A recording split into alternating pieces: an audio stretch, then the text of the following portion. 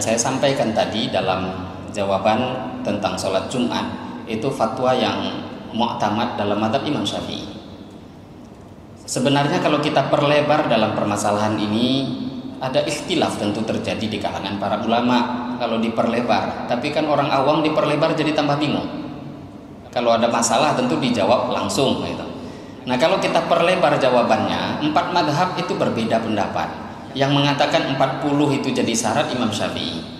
Selain Imam Syafi'i, bahkan Imam Syafi'i sendiri juga ada beberapa qaul, ada beberapa pendapat. Ada fatwa baru, ada fatwa lama, qaul qadim, ada qaul jadid. Tapi yang terpakai tadi qaul jadid. Bismillahirrahmanirrahim. Assalamualaikum warahmatullahi wabarakatuh. Assalamualaikum warahmatullahi wabarakatuh. Alhamdulillah wassalatu wassalamu ala Rasulillah Sayyidina Muhammad bin Abdillah wa ala alihi wa ashabihi wa mawalah amma ba'd. Yang sangat kami cintai Anda para perindu ridha Allah, pendamba kemuliaan, mulia di dunia dan mulia di akhirat. Kami saat ini berada di pesantren Nurul Azhar, di bawah asuhan, bimbingan, riayah Tuan Guru Mulia Ustaz Abdul Somad.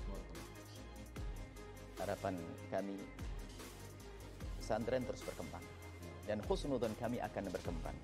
Maka dari itu kami ajak Anda para perindu ridha Allah, ayo kita ikut andil dalam besarkan pesantren ini.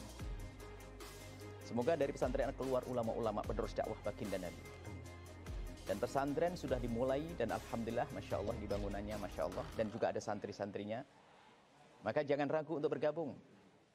Inilah orang cerdas. Kalau kita mengandalkan ibadah kita melakukan sholat sebanyak apapun sangat terbatas. Ngaji Quran sangat terbatas. Tapi kalau kita ikut andil dalam program besar semacam ini, sebanyak anak membaca Al-Quran di pondok ini kita mendapatkan pahala, sebanyak anak sholat di tempat ini kita mendapatkan pahala. Belum lagi di saat mereka menjadi ulama. Inilah kerjaan orang-orang cerdas. Maka ayo menjadi cerdas hari ini. Jangan ragu, sisihkan rezeki Anda. Dan tidak cukup sampai di sini. Ajak orang lain. Kapan Anda mengajak orang lain, Anda mendapatkan pahala biarpun orang itu belum mengikuti ajakan Anda. Ajak sebanyak-banyaknya. Dan di saat Anda mengajak, jangan meremehkan. Mungkin kelihatan orang itu tidak, seolah-olah tidak akan membantu. Ajak saja. Kadang kita suudzon sama orang, mengatakan, oh orang itu tidak akan membantu. Tidak, kita husnudzon, semua orang akan ikut membantu. Maka sebarkan ajakan ini, ajakan kebaikan. Bukan mengajak untuk mengumpul uang untuk Anda, tidak. Untuk perjuangan, untuk kemuliaan. Maka jangan ragu, semua jadi juru dakwah dengan cara ini. Silahkan sisihkan rezeki Anda langsung ke pesantren Nurul Azhar, ke Bank Riau Kepri Syariah, nomor 82021666661, dan Bank Syariah Indonesia nomor rekening 14766666666 atas nama Yayasan Tabung Wakaf Umat, atau Bank Muamalat nomor rekening 2210666666 atas nama Yayasan Tabung Wakaf Umat. Dan jika terbuka hati Anda lalu Anda berderma, jangan ragu. Sertakan kode transfer 01 di akhir nominal transfer dan atau konfirmasi ke nomor 0852 6541 6060. Itu adalah nomor admin yayasan. Dan setelah itu, setelah Anda berderma, puji syukur, bersyukurlah kepada Allah karena Allah telah memilih Anda untuk bisa berjuang. Nuhibbukum fillah. Assalamualaikum warahmatullahi wabarakatuh. Ketika posisi Jumatan khotib berkhotbah, kemudian kita tertidur. Ya tadi, kalau tertidurnya duduk dengan syarat-syarat yang paling tidak 4 syarat yang telah kita terangkan tadi terpenuhi, maka wudunya nggak batal. Tapi kalau tidurnya sambil sujud, tidurnya sambil baring, khotib khotbah, dia baring di belakang dan betul-betul tidur, ya kalau tidur baring batalkan wudu. Tapi kalau tidur dengan cara duduk, dan ketika tidur duduk tadi 4 syarat yang kita terangkan tadi sempurna, lengkap syarat itu dia amalkan, wudunya nggak batal. Kalau diulang lagi kan panjang tadi, 4 syarat tadi harus sempurna, duduknya betul-betul pantat itu menetap ke lantai, dia tidak terlalu kurus, kemudian juga bangun dalam posisi duduk yang sama ketika mulai tidur. Yang terakhir, tidak ada orang yang terpercaya yang memberikan kabar pada dia kalau wudunya batal. Ini 4 ini kalau terpenuhi, maka berarti dia dihitung wudunya tidak batal walaupun dia tertidur, tidur duduk. Jadi nggak ada masalah.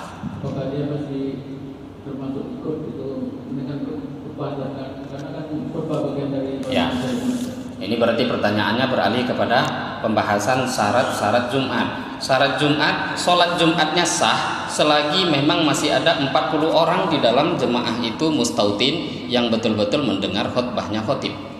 Lah kita tahu sekarang kan masjid itu penuh, bukan cuma 40, lebih dari itu. Tapi kalau ada di sana hanya 39 orang, 40 dengan dia. 39 orang, 40 dengan dia. Lah sekarang dia tidur, maka khutbah Jumat jangankan dia, satu masjid itu tidak sah sholat Jumatnya. Karena memang 40 orang yang disyaratkan oleh Imam Asy-Syafi'i itu bukan cuma dalam segi jumlah angka-angka, enggak. Memang harus mendengarkan rukun khutbah, dia berada di situ sampai selesai sholat. Kok salah satu batal jadi 39 orang akhirnya, atau salah satu enggak dengarkan rukun khutbah, nggak sampai itu rukun khutbah kepada dia, hanya 39 orang yang mendengarkan, termasuk tadi tidur, maka jangankan dia, bukan cuma dia yang batal, tapi di situ bukan pembahasan batal wudhu itu, yang batal Jumatannya. Jadi bukan batal wudhu kalau kurang daripada 40 orang. Nah ini fatwa Imam Syafi'i. Kalau kita lihat fatwa dalam madhab lain tentu ada perbedaan ikhtilaf lagi. Semoga bisa memberikan jawaban. Ada pertanyaan lain? Silakan Pak.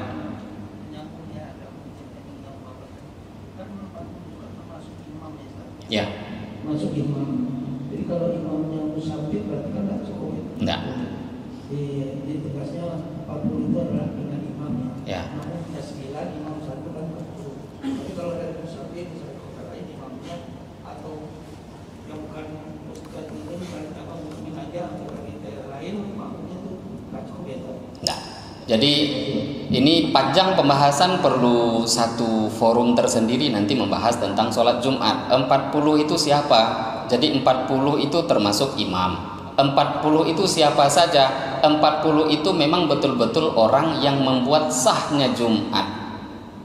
Ada orang yang dia wajib Jumat tapi tidak mensahkan Jumatan. Contohnya musafir. Musafir itu kalau mau Jumatan boleh enggak? Boleh. Tapi musafir tidak mensahkan Jumatan. Jadi kalau ada 35 orang, 39 orang di sana, maka menurut fatwa Imam Asy-Syafi'i tidak wajib Jumatan. Kalau dibuat nggak sah. Tahu-tahu ada satu orang musafir datang.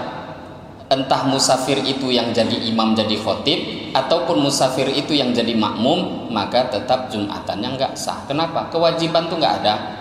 Maka berarti mereka sholat zuhur. Ini fatwa Imam Syafi'i. Jadi kita kalau buka bab Jumatan, ini ada pembahasan lagi yang lebih detail. Memang dalil yang paling kuat menerangkan bahwa kewajiban Jumatan itu sudah ada ketika di Mekah, Bapak Ibu, sudah ada. Tapi Nabi nggak buat. Yang pertama kali membuat Jumatan itu adalah sahabat ketika mereka yang dikirim pertama kali ke Madinah.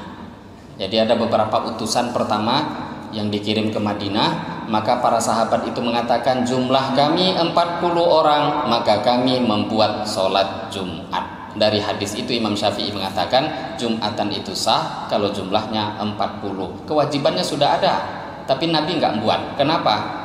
Memang syarat-syaratnya belum terpenuhi. Lah Nabi saja nggak buat ketika syarat nggak terpenuhi. Habis itu kita mungkin hanya pakai perasaan. Lah kalau perasaan, agama kan bukan perasaan. Nggak enak rasanya, ya memang agama bukan pakai perasaan. Maksudnya itu bukan rasa-rasa kita. Kalau perasaannya orang alim beda kan. Nah ini memang mengikuti ilmu. Kalau kurang daripada 40, maka Jumatan tidak sah. 40 itu pun perlu syarat-syaratnya. Siapa saja orangnya? Tentu orang-orang yang dikatakan 40 itu yang mensahkan Jumatan, berkumpul, barulah nanti sholat Jumatnya itu menjadi sah. Musafir mau Jumatan boleh, tapi bukan orang yang mensahkan Jumatan. Khutbahnya itu mulai awal khutbah atau ditunggu sampai akhir khutbah? Dari awal, mulai start sampai akhir. Kurang di tengah-tengah batal sholat Jumatnya. Mulai dari awal. Ada pertanyaan lagi? Sedikit dosa, ini kita beralih tapi nggak apa. Saya diteringat kalau di perjalanan saya sering menemui itu masjid yang di pinggir jalan itu kita hitung mungkin sekitar 40-an orang. Tapi itu sudah termasuk kita dan beberapa memang juga musafir atau dia mobil dari luar kota. Nah ketika ini Jumatnya tidak sah kan kita harus sholat zuhur ya bisa. Ya. Waktu itu saya tidak sholat zuhur karena saya anggap Jumat itu sah. Setelah belajar ini, apakah kita perlu atau wajib mengkodok zuhur yang berarti kan kita Jumat tidak sah, kita tidak sholat zuhur. Ya. Itu gimana? Jadi yang saya sampaikan tadi dalam jawaban tentang sholat Jumat itu fatwa yang mu'tamad dalam mazhab Imam Syafi'i. Sebenarnya kalau kita perlebar dalam permasalahan ini, ada ikhtilaf tentu terjadi di kalangan para ulama kalau diperlebar. Tapi kan orang awam diperlebar jadi tambah bingung. Kalau ada masalah tentu dijawab langsung gitu. Nah kalau kita perlebar jawabannya, 4 madhab itu berbeda pendapat. Yang mengatakan 40 itu jadi syarat Imam Syafi'i. Selain Imam Syafi'i, bahkan Imam Syafi'i sendiri juga ada beberapa qaul, ada beberapa pendapat. Ada fatwa baru, ada fatwa lama, qaul qadim, ada qaul jadid. Tapi yang terpakai tadi qaul jadid. Menurut Imam Malik 12 orang cukup. Menurut Imam Abu Hanifah 3 orang, 4 orang cukup untuk melaksanakan Jumatan.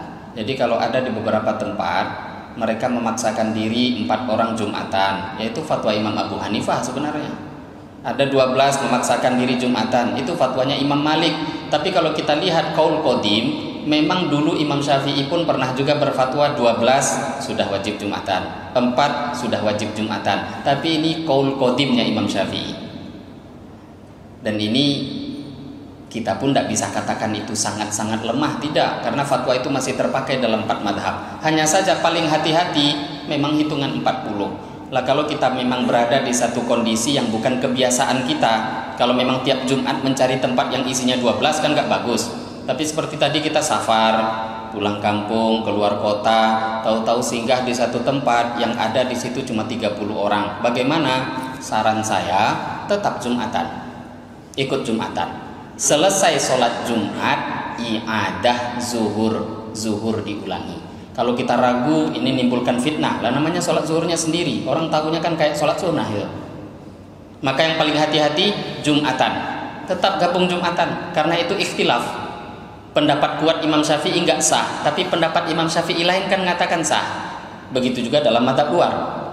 Menurut Imam Malik, menurut Imam Abu Hanifah, tetap Jumatan. Hanya saja kita tahu ini fatwa ini enggak kuat dalam mazhab, maka untuk hati-hati i'adah zuhurnya diulangi.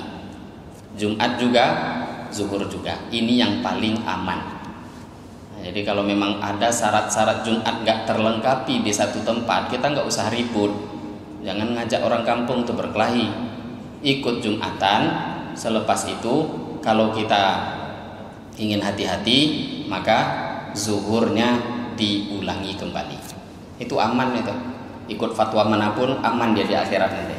Ya, kalau kita ini ingin mengambil fatwa yang lebih hati-hati seperti itu. Semoga bisa memberikan jawaban. Saya kira cukup. Ada pertanyaan lagi? Demikian mungkin yang bisa kita bahas pada pagi hari ini. Semoga berfaedah. Mari kita tutup dengan doa kifarah majlis. Subhanallah bihamdihi, subhanakallah bihamdika, asyhadu an la ilaha illa anta astaghfiruka wa atubu ilaik. Wabillahi taufiq wal hidayah. Wassalamualaikum warahmatullahi wabarakatuh.